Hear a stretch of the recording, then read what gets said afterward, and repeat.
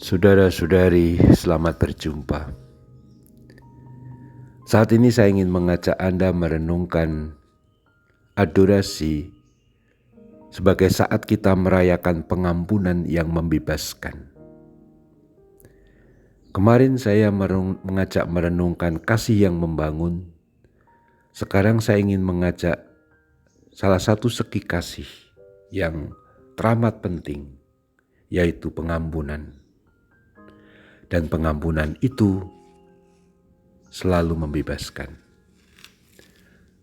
Maka saya punya rumusan ini. Kalau digabungkan renungan yang kemarin, 2 hari kemarin, dan hari ini dan besok, itu kalau kasih itu membangun, maka pengampunan itu membebaskan. Kalau kita membaca Injil Yesus Kristus, dalam Injil ada beberapa kisah yang begitu jelas bagaimana orang-orang itu hidupnya merasa lega, bukan hanya lega tapi dibebaskan sesudah menerima pengampunan dosa. Dalam Injil Markus bab 2 ketika orang lumpuh disembuhkan Yesus, sebelum menyembuhkan Tuhan berkata, dosamu diampuni. Memang waktu itu lalu menimbulkan percekcokan, lebih-lebih menimbulkan syak prasangka yang memang terjadi pada kaum Farisi dan orang-orang pimpinan Yahudi. Karena menganggap Yesus itu menghujat Allah. Tapi kita percaya memang Tuhan punya kuasa untuk mengampuni. Lalu perempuan yang berdosa yang diajukan oleh orang-orang Yahudi dalam Yohanes bab 8. Yesus juga tidak menghakimi, tapi malah mengampuni wanita itu. Atau dalam Lukas bab 7 di rumah Simon, Tuhan juga mengampuni perempuan yang berdosa yang sepanjang waktu itu, waktu Tuhan di perjamuan rumahnya Simon, perempuan itu menangis sambil membasuh kaki Yesus dengan rambutnya. Kata-kata Tuhan, dosamu diampuni dan jangan melakukan lagi, sungguh membebaskan. Itu kata-kata yang ditunggu-tunggu. Orang-orang yang bertobat, yang mengakui dosa itu membebani. Bahkan dosa bisa dibawa sepanjang hidup. Dosa-dosa yang kita lakukan, yang pernah kita lakukan adalah kebodohan-kebodohan yang kita akui ketika kita sadar dalam perspektif iman dan terang Roh Kudus mengatakan, yo, memang aku dulu salah, aku berdosa, dan aku bodoh telah melakukan itu. Tetapi Tuhan berkata, dosamu diampuni. Tentu pengandaiannya kita juga sungguh-sungguh bertobat dan ingin membuat hidup baru.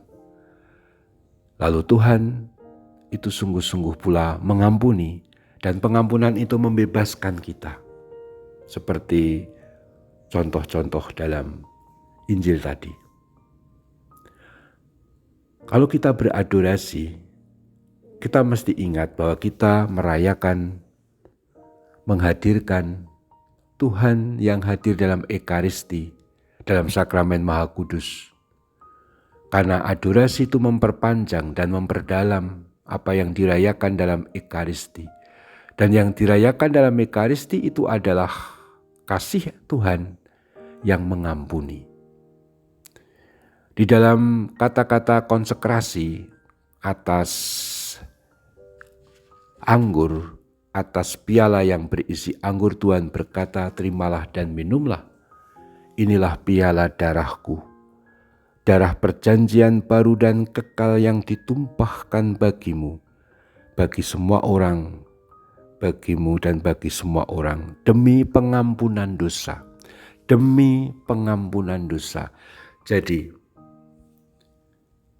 Tuhan wafat, menumpahkan darahnya, dan darah yang sekarang hadir dalam Ekaristi dalam rupa anggur itu demi pengampunan dosa.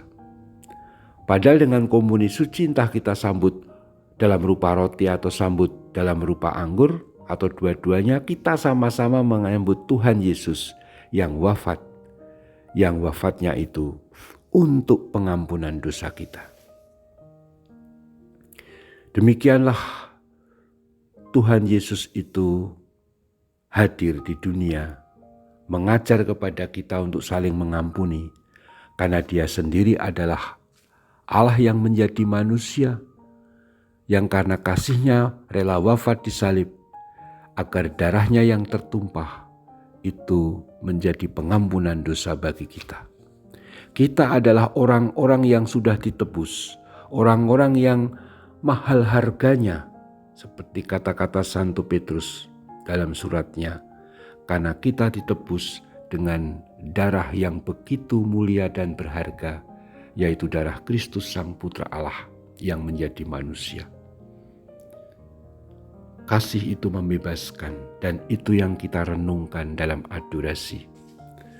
Maka marilah pada hari ini dan besok kita merenungkan, kalau kita bisa mengampuni saudara kita membebaskan saudara kita, tapi juga membebaskan hati kita.